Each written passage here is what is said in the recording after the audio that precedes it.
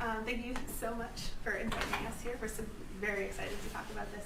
And so, as Dr. Holsinger mentioned, I'm Lenny Redding. I'm a head and neck surgeon at Dana-Farber and at Brigham and Women's in Boston, which is considerably colder this year.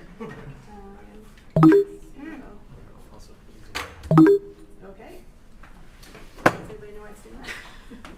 These are our guys. Oh, there we go. Okay, I use this. All right. So I do have one disclosure, which is that a company called Naveris that we'll talk about later does provide some research assay support for some of the projects that I do with them. So this is our outline. We'll start with my part, which is biomarker surveillance is the best. We'll talk about some epidemiology and overview of biomarkers, and then hone in on ctDNA for surveillance. And then Dr. Hughes will have her part, which is know you're wrong, and she'll talk about 5 phases of biomarker development and highlighting knowledge gaps and future directions. And I will highlight that Dr. Hughes has a PhD in molecular epidemiology and may have a leg up in this discussion. So to begin with some epidemiology, as most of us are aware, HPV now causes 70 to 90% of oropharynx cancers or OPCs in the US and other developed countries. These arise from the lymphoid tissue of the palatine and lingual tonsils or the tongue base. Over 90%, or maybe about 90%, may be changing, are caused by HPV type 16, and over 99% are caused by 16, 18, 31, 33, and 35, with some other types in there as well. The incidence is rising dramatically in the US and other developed countries, in particular among white men. So this is the SEER data from 1975 to 2016. The blue line on the left is among white individuals, and the blue line on the right is among men, and obviously they're both rising fairly steeply. Some background on HPV infection. So HPV is a very common sexually transmitted infection of the anogenital tract and the oral cavity and oropharynx. Over 80% of people in the US are exposed to HPV by age 45, so this is very important to keep in mind when talking to your patients about this. The prevalence of high-risk HPV infection at any time, according to NHAID's data, is about 23% in the anogenital tract and about 4% in the oral cavity. Most oral HPV infections clear spontaneously, but some do persist. And persistent oral HPV infection is what we consider as the precursor to HPV-positive OPC, but we really don't know much about the progression from persistent infection to cancer. It's not like cervical cancer where we have kind of an orderly progression. Still a bit of a black box. Okay, before you keep going, I'm so sorry to interrupt, but I'm getting a lot of feedback that they can't hear you online. So I don't know. Is this better?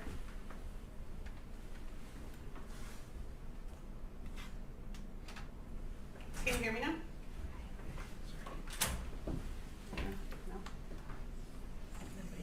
Right. One more time, please. Can you hear me now? Much better now. Thank you. Okay. The microphone helps. Also, Eleni, while we're paused, maybe you want to get rid of the box there so people can see your whole slide. Yep.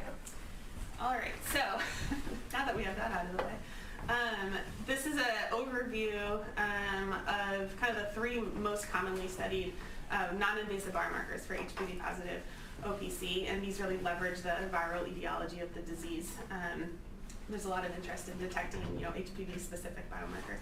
So the first is oral HPV DNA detected in the saliva, and this is referred to as oral HPV infection, but it's really just DNA detection. HPV-16E6 antibodies in the blood, and circulating tumor HPV DNA in the blood. So this is an overview of just kind of the phases of natural history of the progression from oral HPV infection to cancer, and how biomarkers have been helpful at every stage here. So beginning with oral HPV infection and persistent infection, oral HPV DNA detection has been very, very useful in understanding the natural history and epidemiology of this disease, and it's actually being used as a surrogate endpoint for the vaccine studies that are going on now. In the preclinical phase, biomarkers are being looked at for screening and early diagnosis. At the time of diagnosis, obviously they may be helpful for diagnosis, and also for classifying HPV tumor status. Does it sound okay? Yeah. During treatment, they're being looked at for monitoring treatment response and for risk stratification to guide either intensification or de-intensification of treatment. In the survivorship phase, they're being looked at for surveillance, which of course we'll discuss today, and then in the recurrent metastatic setting, to guide management strategies. And so I've divided these roughly into pre-diagnosis, diagnosis, and surveillance. So this kind of shows what we know about each of these top 3 biomarkers at each of these stages, and we'll take them one by one. To begin with oral HPV DNA, we do know in the pre-diagnostic setting that it does significantly increase the odds of later diagnosis of oropharynx cancer. At the time of diagnosis, it has a moderate sensitivity. I think this was a systematic review that came out with 72% sensitivity, but an excellent specificity of 92%. And then in surveillance, we see a moderate sensitivity, but again, an excellent specificity. So these are 2 studies that have looked at oral HPV DNA detection in the surveillance study setting. The one on the left actually did as a T32 resident with Carol Fakhri and Amber D'Souza at Hopkins, and we found that persistent detection of HPV-16 DNA in oral rinses was significantly associated with disease-free survival.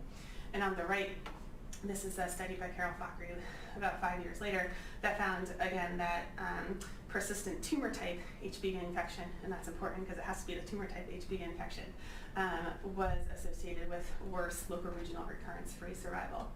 So this is exciting, but there are some significant limitations to oral HPV DNA detection, and that includes the accuracy is limited by the bystander infection. So if you recall, about 4% of the population has a high-risk HPV infection at any time. And also the standard PCR methods that have been used in these studies can't differentiate the infection from tumor in terms of the DNA origin. And they're also constrained by the anatomical site of disease, so they're better for local regional disease than for distant metastatic disease, which is of course a problem for HPV-positive disease. So moving on to HPV-16 E6 antibodies, and I wish I could spend more time on this because it's very exciting, but not for today. Crystal tells me I have to end on time. So in the pre-diagnostic setting, it's very exciting. So it's associated, detection of HPV-16 E6 antibodies are associated with a significantly increased odds of later diagnosis of OPC. And it's also been detected about 30 years up to before diagnosis. In the diagnostic setting, has excellent sensitivity and specificity, but in surveillance, which is what we're talking about, it's not useful, and that's because it's not dynamic at all. It kind of stays the same. And this is a paper by Dr. Keyes. So moving on to circulating tumor DNA, we'll go into each of these in a little more detail. For those of you who are not familiar with it yet, it basically refers to detecting fragments of tumor DNA in the blood. Most often, it's detected with an ultrasensitive ddPCR assay, although there are other assays. And most assays detect the E6 and E7 oncogenes. ctDNA generally is detectable in about 90% of HPV-positive OPC patients at diagnosis, depending on which assay is used. Importantly, this is now available commercially. It's called the NavDX assay, and it's by that company called Naveris that I talked about in my disclosures.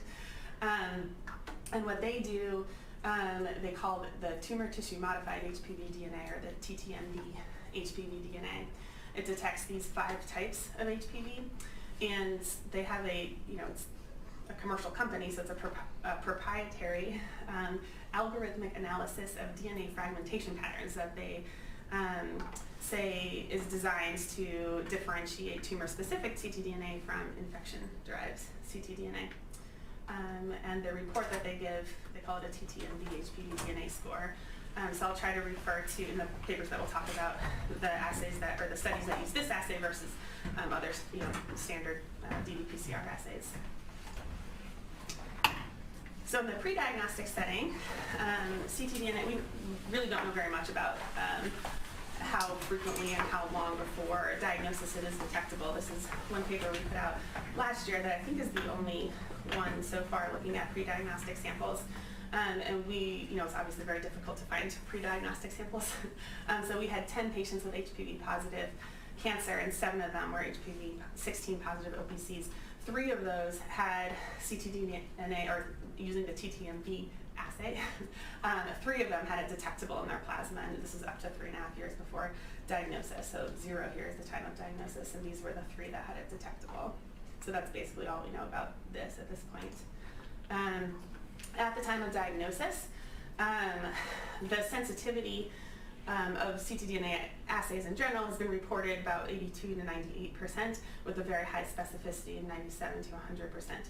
For the TTMV assay specifically, we looked at our first 110 patients and we found an 89% sensitivity, which is very consistent with the other studies that have used this assay. So about 89% of patients will have detectable TTMV DNA.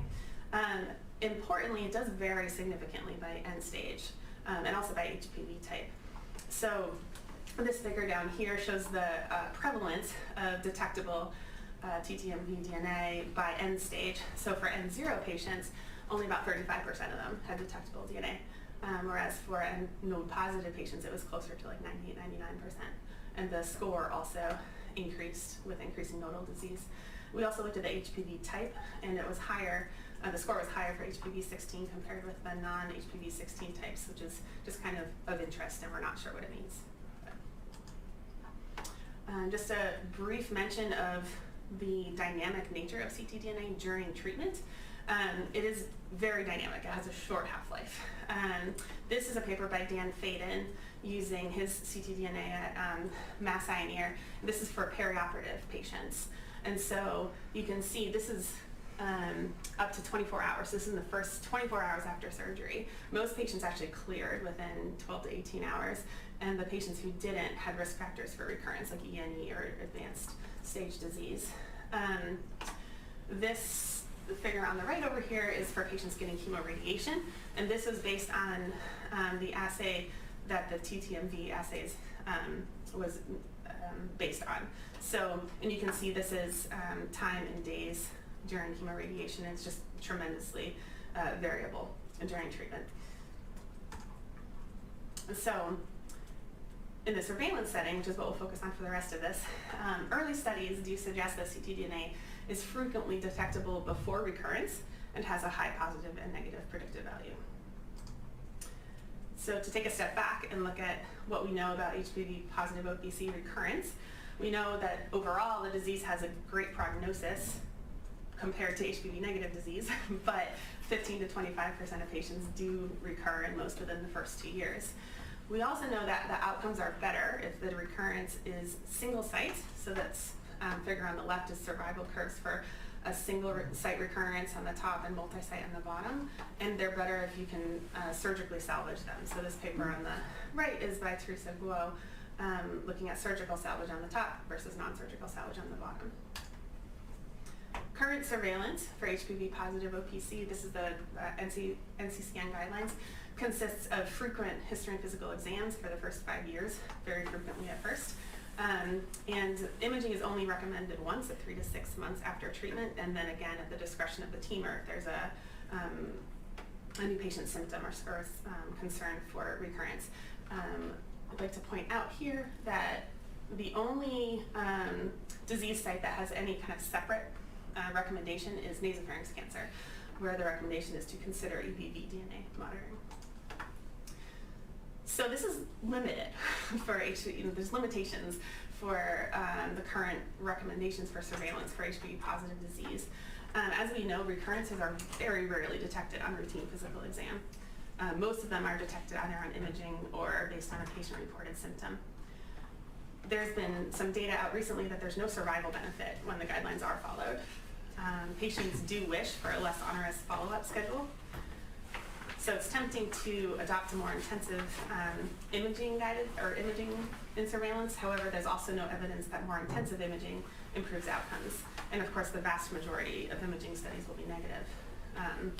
And of course, there's costs. So there's time, money, incidental findings, patient anxiety, radiation exposure, all of the above. So the questions that we need to answer are, can ctDNA testing improve surveillance for HPV-positive OPC? And I think that can be divided into 3 steps. The first is, can we detect recurrence earlier? The second is, would it matter if we could? So does earlier detection actually improve outcomes? And then, is it worth the costs? this is a very busy slide that I will not go through, but it's just a summary of the studies that have been so far looking at ctDNA-based surveillance for HPV-positive disease. And I put it up here just to show most of these studies are pretty small cohorts. I mean, they're very exciting findings, but they're pretty small cohorts. And they're almost all observational, meaning that they're almost all collected samples, and then at some point, a year after all the patients were treated, were tested all together. So none of them were designed to guide surveillance or to make clinical decisions, with the possible exception of the Berger paper up here, which we'll discuss.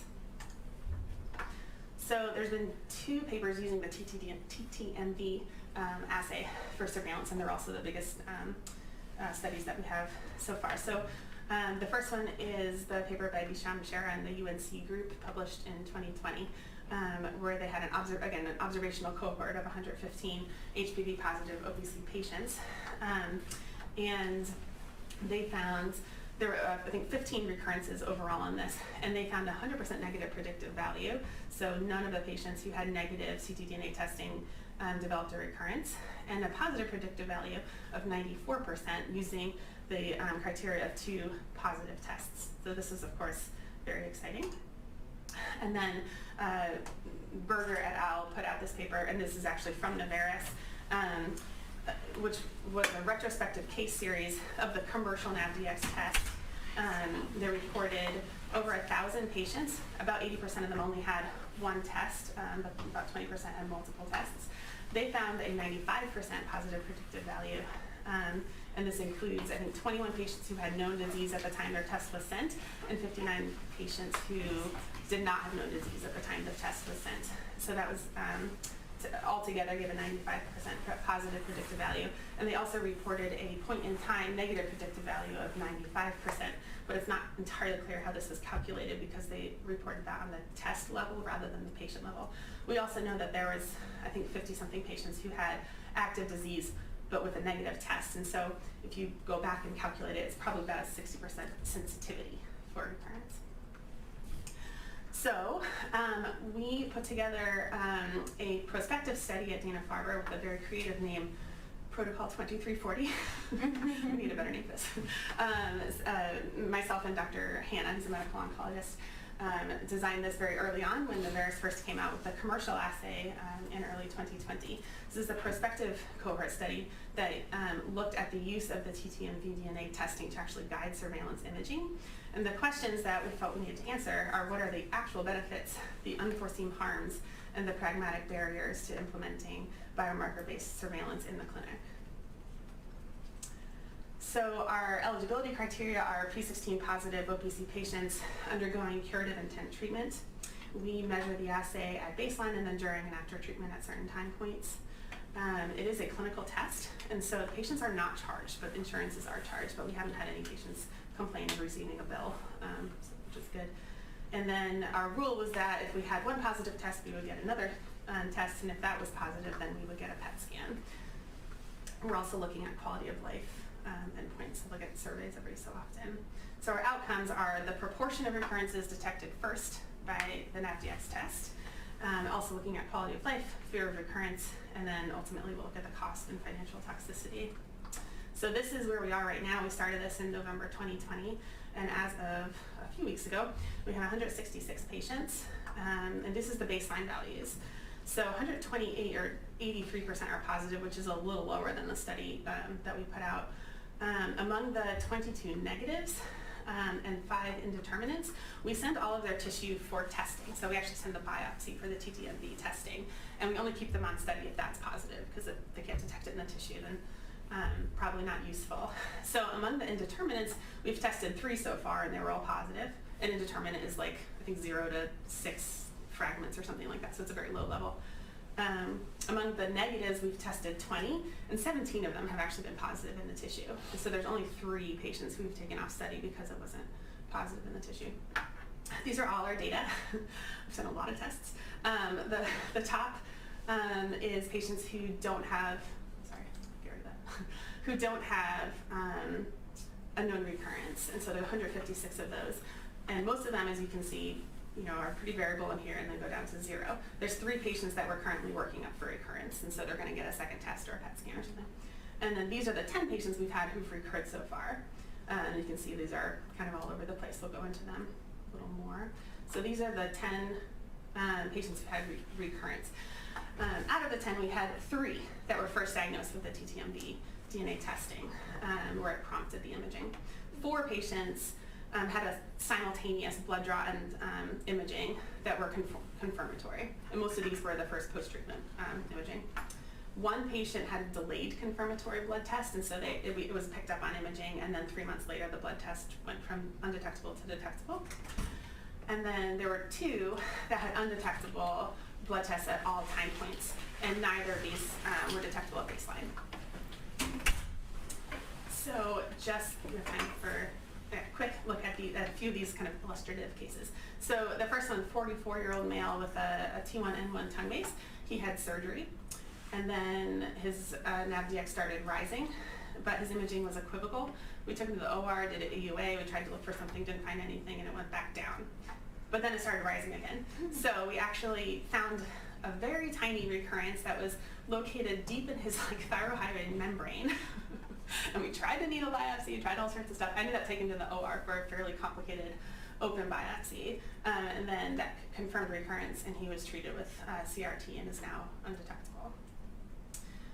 Second case, a 49-year-old man, T2N2 tongue base. So he never cleared during chemoradiation. His post-treatment PET was suspicious in the neck and at the tonsil, and so he had a salvage neck dissection and a biopsy that was negative. They showed no disease, but his blood test kept rising, and so we got another PET because of the study, and it showed likely lung mets, and he actually started palliative Nivo without even a biopsy. But unfortunately, it's continuing to rise, so I don't, and his disease is growing. And then here's case number 3, a 60-year-old man, T4N0 tongue base. It was never detectable the entire time. So treated with chemoradiation, and also, so he was detectable in the tissue, as you can see up here, with HPV-18, which there's some suggestion that HPV-18 is maybe worse than 16s. So he was treated with CRT, was symptomatic, had a PET scan, diagnosed with a tongue-based recurrence, total gloss, total Larry, and never became positive. So it's completely, basically useless for him. So, back to our questions. Can we detect recurrence earlier? Sometimes I think we can, but not for everyone. Would it matter if we could? I don't know. I think it probably matters for some people. It probably mattered for the 42-year-old guy that I showed at first. But we need a lot more data to understand that. And then is it worth the costs? And I think that depends on how you calculate the costs, and there's probably a different value for each patient. I'd like to thank everyone, the wonderful group at Dana-Farber to work with. And now it is Dr. Hughes' turn.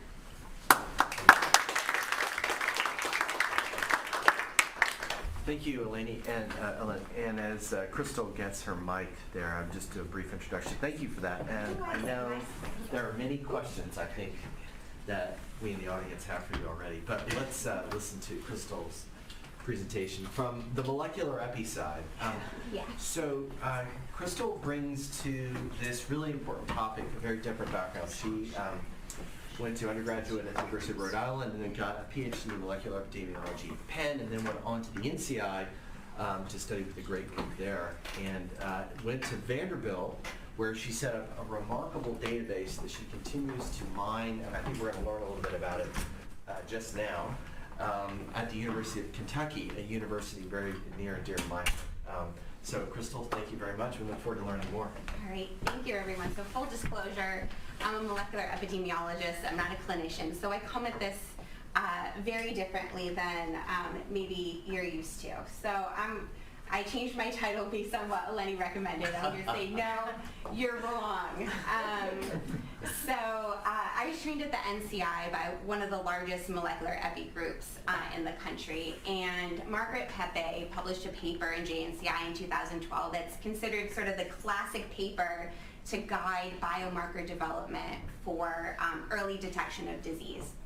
And in this paper, Margaret Pepe very clearly outlines 5 phases of biomarker development. And I think, so now we have the NABDX assay in the clinic. I think it's important to say, not just know you're wrong, there's not enough data to use it clinically, but to understand it in the framework of Margaret Pepe's phases of biomarker development so that we can really hone in on where we're missing the data and what studies actually need to be done to push the field forward so that we can feel confident using this in the clinic. And again, this is coming from a molecular epidemiologist perspective.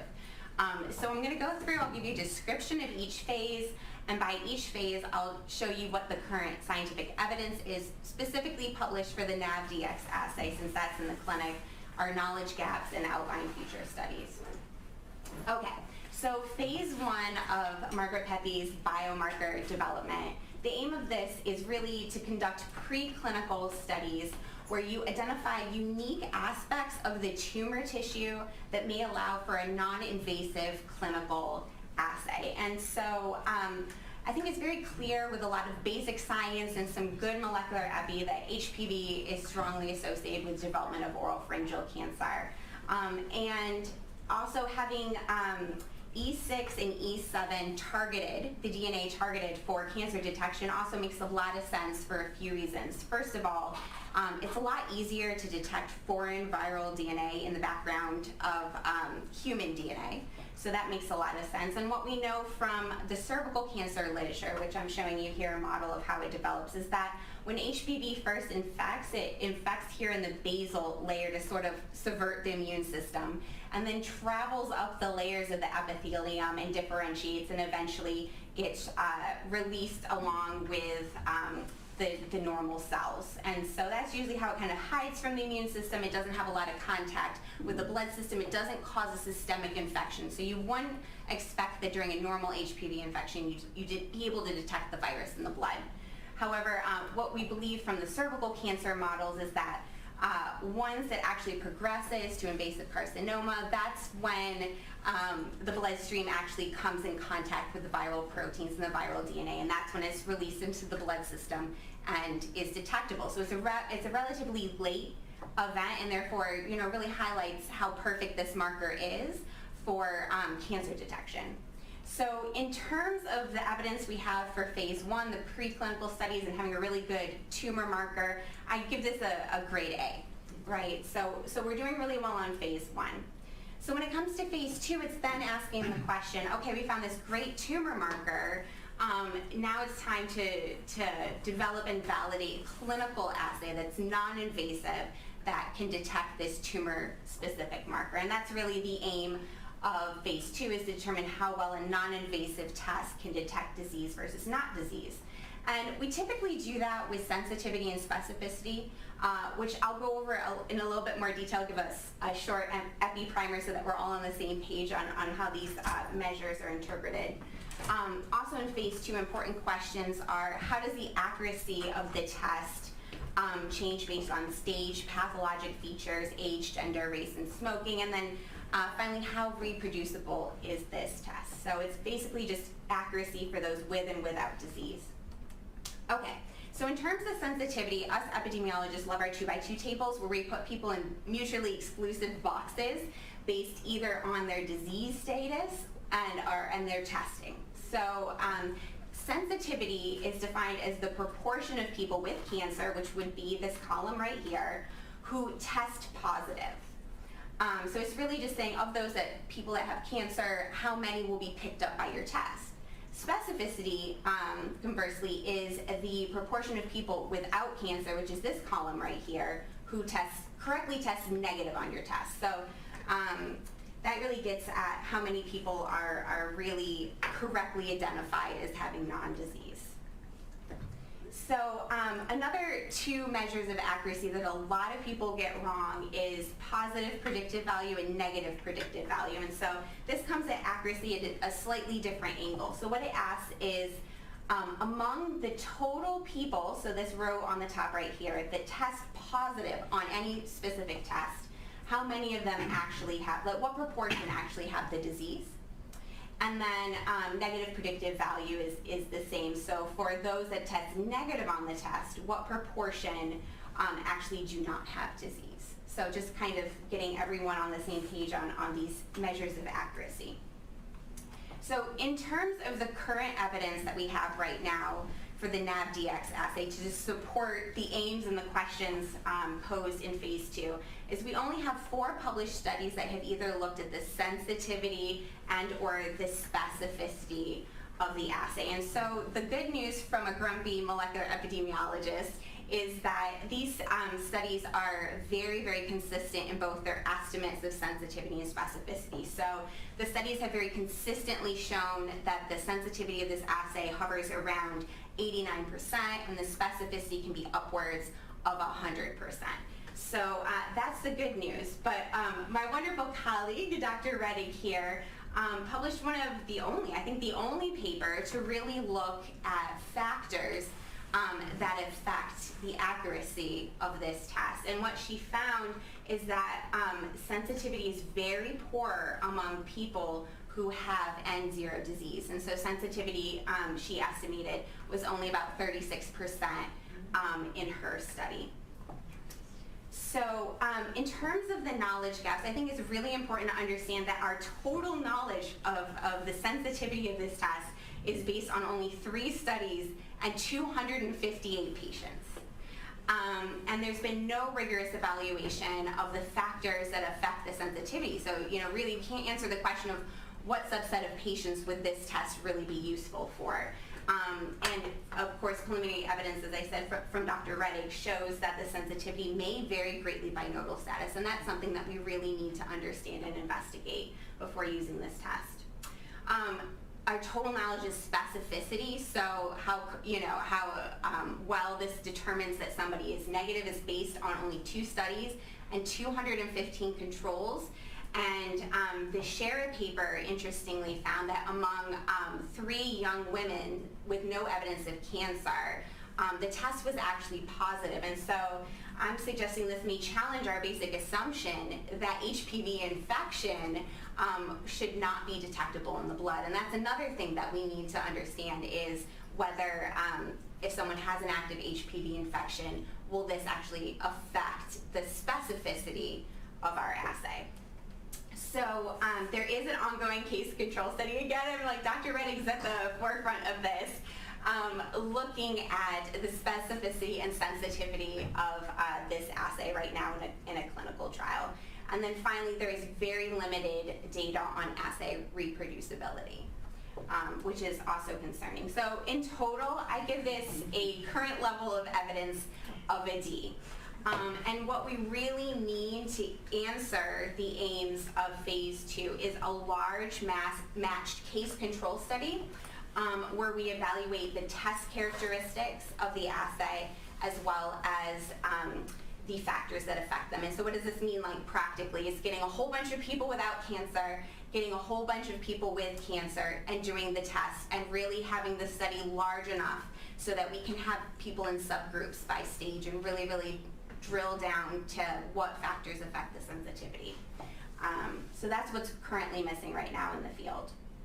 Okay, so phase 3, the aims of this is to evaluate the ability of the biomarker to detect preclinical disease as a function of time. So phase 1 and 2 are just saying, can this marker distinguish between disease versus non-disease? But now we're actually getting into the point where we're putting time into the equation and saying, can this detect disease before, we know that it's there? And so, or before, standard imaging and standard surveillance. Additionally, this is the phase where we start to get at the question of how do we define a positive test? How do we find the optimal testing window? Like how often should somebody be tested? And again, what factors may affect assay performance, again, as a function of time and following people forward. So to date, there's only been 2 prior studies that have really looked at this. Again, it was the Scherer paper that Eleni nicely summarized in her talk, which was 115 total patients. It was a median follow-up time of 23 months. 0 of the 87 patients with all negative tests recurred. 15 of the 28 with any positive test, 1 positive test, recurred. That's a positive predictive value of 54%. And 15 of the 16 with 2 consecutive positive tests recurred. And so if you use that criteria for positivity, your positive predictive value increased to 94%. And so of all of the 15 recurrences that happened, all tested positive with the assay, which is a sensitivity overall of 100%. The second paper is the Berger paper, which included real-world testing with the NavDx assay and included a little over 1,000 patients. The median follow-up time was 9 months. 59 patients that tested positive without evidence of a disease. Of those, 55 were later diagnosed with cancer, which translated to a positive predictive value of 93%. But what's interesting about this paper that I felt like Eleni alluded to is that they did not tell you overall what the total number of recurrences were, and they did not calculate negative predictive value the same way that they calculate their positive predictive value, which makes it really difficult to kind of figure out how many total recurrences happened. They don't tell you that, so you can't really understand how sensitive the assay was, what proportion of recurrences were detected by the test. But if you do a little back of the envelope calculation, the best estimate you get is that only about 60% of the recurrences that happened were actually detected by the NavDx assay, which is something you have to really dig in and do your own math to figure out, which is why I really don't like that paper. Okay. Personally. Okay, so our knowledge gaps, our total knowledge on the sensitivity and positive predictive value in the pre-diagnostic setting, so is based on 2 studies and only 79 recurrences, which is kind of crazy for a test, I think, that's in the clinic, personally.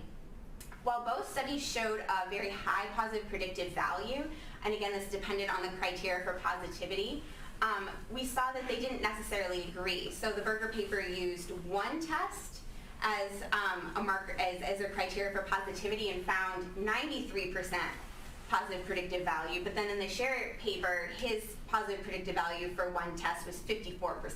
So those are wildly different estimates, which really shows that based on these 2 studies, we really don't know what criteria should be used for a positive test right now. We don't really have any consensus.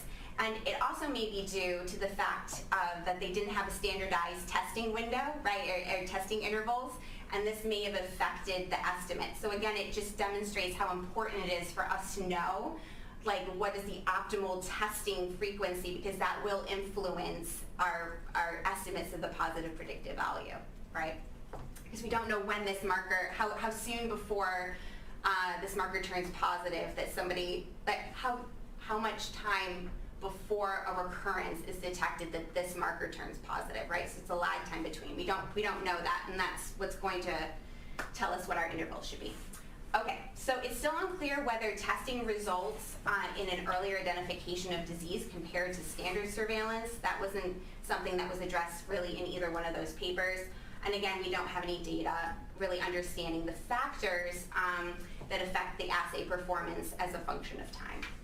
So again, I give this a D for the level of current evidence. So they're not doing really well on the grading. But what we really need to really understand the things that phase 3 is trying to get at is we need large cohort studies, and we need serial samples, and they have to be collected prior to recurrences so that we can determine the best criteria for test positivity, our optimal testing intervals, and the lead time between, when a test is positive and when someone recurs to really understand things. So phase 3 is really, really important. Phase 3 is more of an observational study, right, where nobody's intervening. But once you've answered the questions in phase 3 on the test criteria and the interval, you can move on to phase 4, which really is where you start to get to the prospective studies, surveillance studies, where you evaluate whether recurrence can be detected after a positive test. So once you have a positive test, you undergo a diagnostic evaluation. Another important thing about phase 3 to mention is, it's also important to figure out who your subpopulation is that is detected by this test, because it's that information from phase 3 that you're going to pull forward in phase 2 to say, these are our inclusion and exclusion criteria for our surveillance study. We know that people with zero disease, for example, are not picked up very well, so we'll just focus on, people with at least, 1 node positive.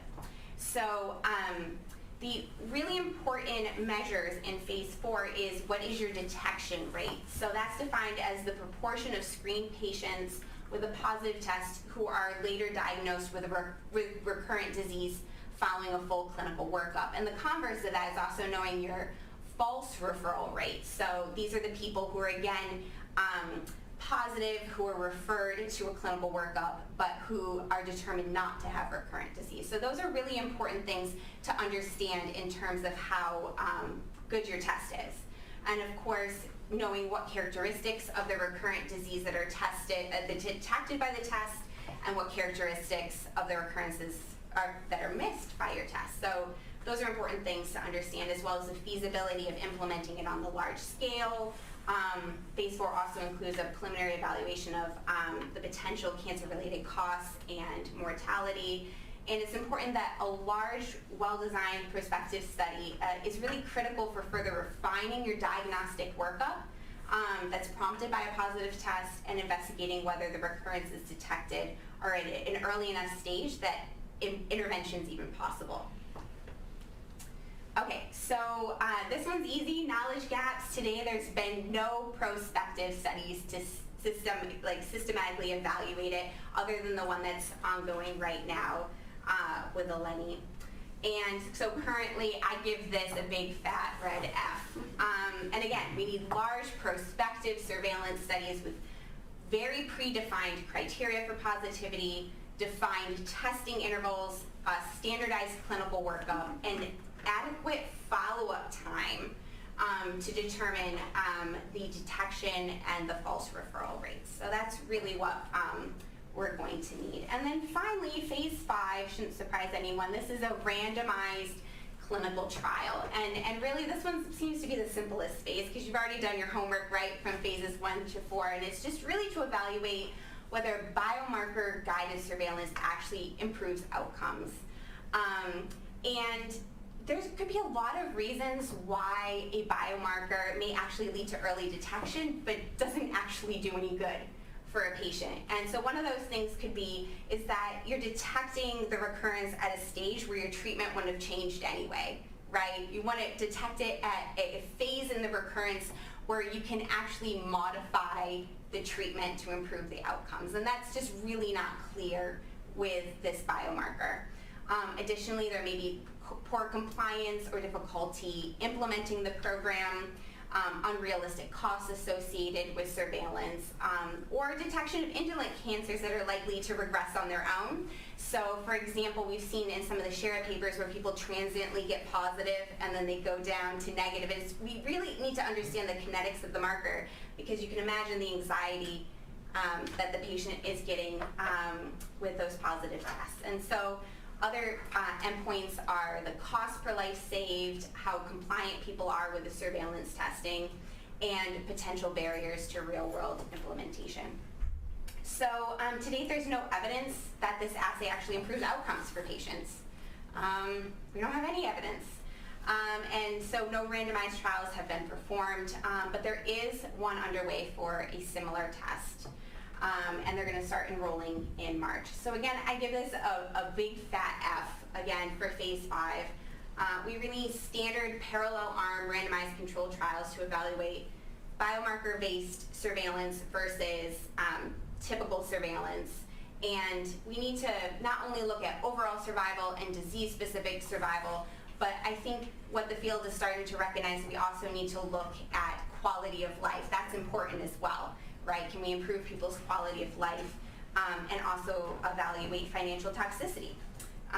Because as I had a wonderful discussion with Michelle Chen today, that head and neck patients are disproportionately affected by financial toxicity to their treatment. So I think just the practical questions, like for people who are not, thinking of it necessarily in molecular epi terms, but just as I imagine what clinicians are thinking in, the clinic is, I'd love to answer these questions for them, before they implement this test. Is just how accurate is it? Which patients should be tested? How often should testing occur? Should surveillance be modified based on the test results? Will this actually improve the outcome of my patients? And I think what's interesting, a lot of people aren't asking, because it actually harm patients. So again, financial toxicity, a false sense of security. So the Berger paper at best showed that 60% of recurrence were being caught. So if you think this test is accurate in your patient, you keep getting negative, right? And you're thinking, oh, I don't have to go back to my doctor. It's fine. I feel good. The test is negative. You might be one of the 40% that this test is just not working for. If we can believe the Berger results. And additionally, false positives of people going up and down, but ultimately clearing, the anxiety associated with that, the medical costs associated with the diagnostic workup. And finally, maybe people are going to be modifying clinical care based on these tests, and it could actually have a detrimental effect. So we had a patient when I was at Vanderbilt who read about this test.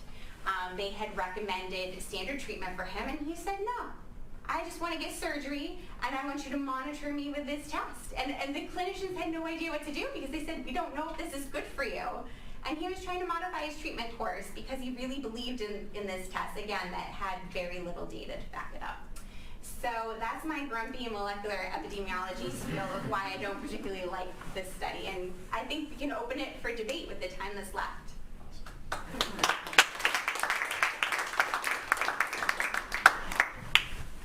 You want to come up here, Lenny? Sure. So what do we do with this now? Should we stop ordering it until we do the proper studies? This company is out talking to many of us. You're using it as setting a clinical trial. What should we do when they call us? So I categorically think that's a question for a clinician.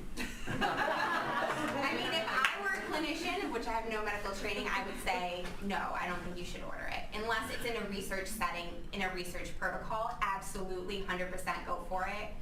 But if it's just as part of a clinical care, it's not part of a protocol, if it's not answering a research question, then I think I'd say no. But then again, I defer to Eleni.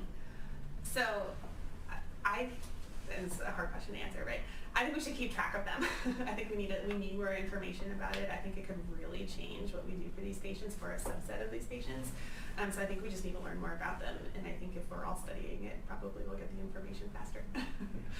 If I were a patient, I'd probably want it. And that's also important to think about. But I think we also have to be very upfront with our patients about we don't know what this means yet. And I think we do things for patients that are similar. We don't know the answer. I don't know what this means for you, but we're still learning about it. Maybe this is what we do know so far. But yeah, I think just being upfront with our patients is very important. What do you all think? In a room full of clinicians, what do you think? Do you feel comfortable ordering an assay that you don't necessarily know what the results are, or? I'll defer to Michelle. I don't know. I don't think there's any right answer. I'm just curious. I like Lenny's approach in that, like, you continue standard of care, but you add additional information, because as we see in tumor board all the time, like, we get to these cases where with standard of care, with imaging and our biopsies, we still don't know what to do, and we don't know if there's a recurrence. So just having some additional information, even if it's only 60% sensitive or whatnot, like, I think it just helps us, because there's no good answer for these patients often. And then hopefully as we collect the data, we'll have more information to base these decisions on. Yeah, and I can't remember who I was talking to about this today, but I think it's important that we start with intensifying our surveillance before we de-intensify any surveillance, right? So there's no way I would tell someone you don't need, the standard surveillance anymore just because you're this blood test is negative. I think we really need to know what we're doing before we tell people they can go off standard of care. Yeah. I'd really like to see, I think the best of both worlds. From a molecular epi standpoint, is that if people are going to continue to use it and the clinicians see benefit, I think, that's fine if they, as long as they know the pluses and the minuses and are talking to their patients, like Eleni was saying. But it'd be wonderful if it was part of a research protocol, right? Where you're doing it at standard intervals, you're collecting the data. So not only are you maybe getting some clinical benefit or at least a little bit more clinical information, but you're collecting the data in a standardized way that you are also leading to help evaluate this more rigorously. Acknowledging that that's a lot of work. Acknowledging that not everyone has those resources. And not everyone has. Well, I wonder wonder if you could just collect, again, as a researcher who's not in the clinic, but I wonder if you could find a way to collect that data. Yeah. And we have a question from Dimitri Kulivas, who apparently is leaving us from his hotel room in Guam. Oh, wow. He's on sabbatical. He says, how big would a trial be that you're discussing? How many patients will we need to do that optimal screening type of study that you discussed? That's a fabulous question. All of that you'd have to do a sample size calculation by a statistician, right? And to do that sample size calculation, you would have to know the sensitivity, the specificity. You'd have to know the positive and negative predictive value. You'd have to know the testing interval and how many samples you'd have to collect. I think the only thing we know is a good estimate is what the recurrence rate would be, right? Which would also go into the power calculation. So I guess my answer is I don't know, because there isn't enough data to know what the parameters that affect sample size would be, like what they would be. We powered our study for detecting recurrences with the blood test prior to imaging, like proportion. And I can't remember what our estimated proportion was, but our sample size for this study was like 173 or something like that. So it depends what you powered it for. Survival, you're going to need some more patients. Right, yeah. And we have another question. And this is for Dr. Reddy. What can you tell us? We know you're not affiliated with Naveris, but what do you know about the specifics behind the technology of TTB? How do they calculate these fragments, and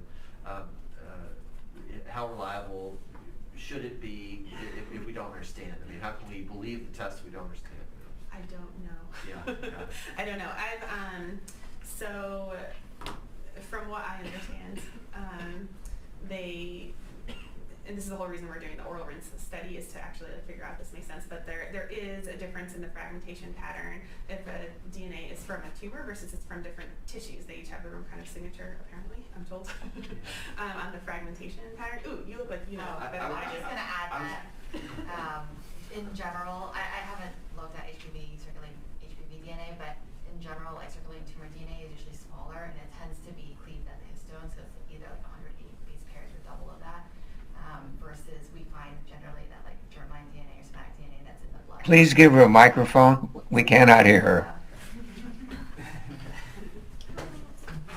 So I want to thank both our speakers and also our Zoom audience for your patience tonight. Our backup, our AV equipment died, as you may have heard, at 8:01, and our backup room was also subscribed today. So thanks everybody for putting up with the AV second, third choice here. Hi, Joanne, in case you can't see. I just wanted to say that there are some studies that show that circulating tumor DNA is generally shorter fragment than germline DNA, somatic DNA, cfDNA that is otherwise not from the tumor. And so, I don't know exactly why, but circulating tumor DNA tends to be kind of like about 180 base pairs, which is about the size of the DNA around the nucleosome, or double of that. Sometimes you see a peak at the triplicate as well, versus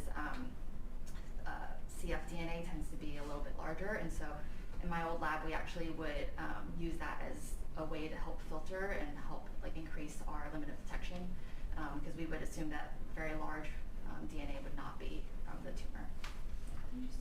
We're also, so the study, Thanks, Joe.